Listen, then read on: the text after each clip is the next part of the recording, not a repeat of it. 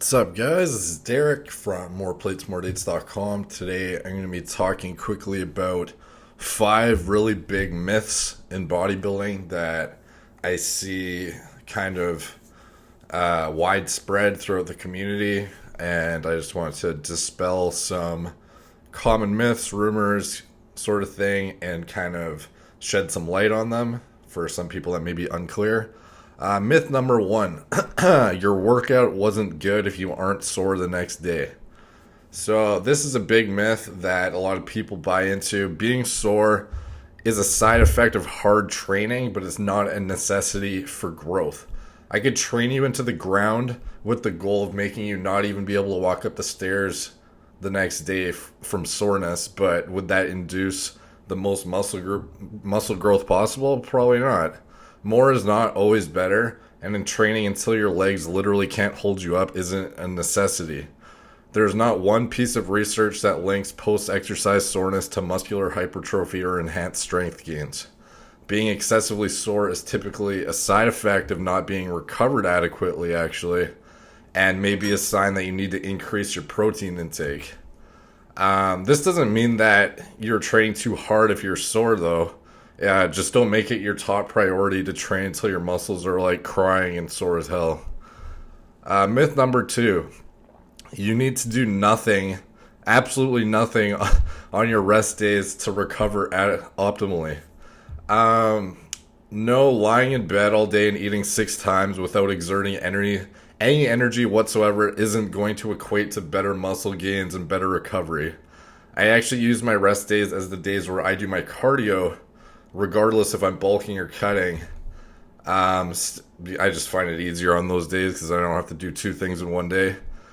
Stimulating blood flow to your entire body will actually improve your nutrient partitioning, recovery, and obviously maintain cardiovascular health by doing some cardio work on your rest days. So that's a big myth right there. Myth number 3, free weights are better for growth than machines. I see this debated to death, and this is a huge myth. Yes, free weights involve stabilization work from other muscles to help lift the weights that won't necessarily get hit when using machines. However, this shouldn't make a difference in your muscular development unless you're neglecting those stabilizer muscles and not training them at all in your other workouts during the week. The goal of an exercise is to subject your muscle to resistance, to stretch it and contract it, break down the fibers adequately, and drive blood into the muscle cells. Machines do that just as well as free weights do, but you'll simply need to ensure you're hitting those stabilizer muscle groups still in other targeted exercises. A good example of that, on flat barbell press, you may end up using a lot more front delts and triceps than you would on a machine. But this actually might take away from your chest development because those stabilization muscles are actually absorbing some of the workload, while on machines you can really focus on the muscular contraction right in your chest because the weight is set on a predetermined track with no stabilization necessary. And this is especially true for me, especially on chest day. Chest is like my weakest body part, and I find anytime I do free weights, my front delts take over the exercise almost completely, even if I go super slow. So I have to use a lot of machines on chest day to really get a good pump in it. And that's simply because my overdeveloped body part takes over for my underdeveloped one as a stabilizer muscle on the free weights. So it's not always the case where free weights are better than machines. Myth number 4, forearms and calves, the size of them are 100% genetically determined. That's a myth.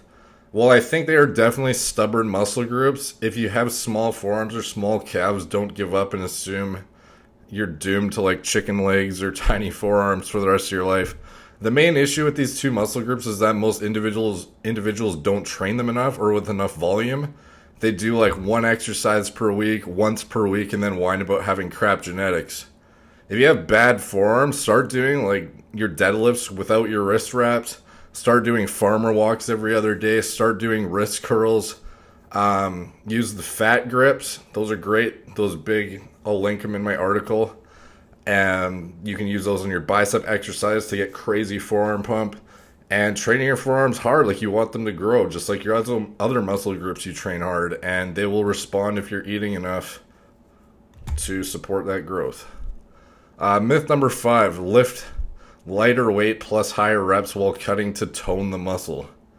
Okay, this is like a really brutal myth, and it causes a lot of people to lose muscle during cuts. Time and time again when cutting, individuals think that they are like carving or striating their muscles by dropping their weight substantially and increasing the rep ranges. But the reality is you built your current level of muscular development using a certain weight. So do you really think you'll be adequately maintaining muscle tissue in a calorie deficit while like cutting by decreasing that workload you're exerting on your muscles? Probably not. You're just going to dwindle away faster.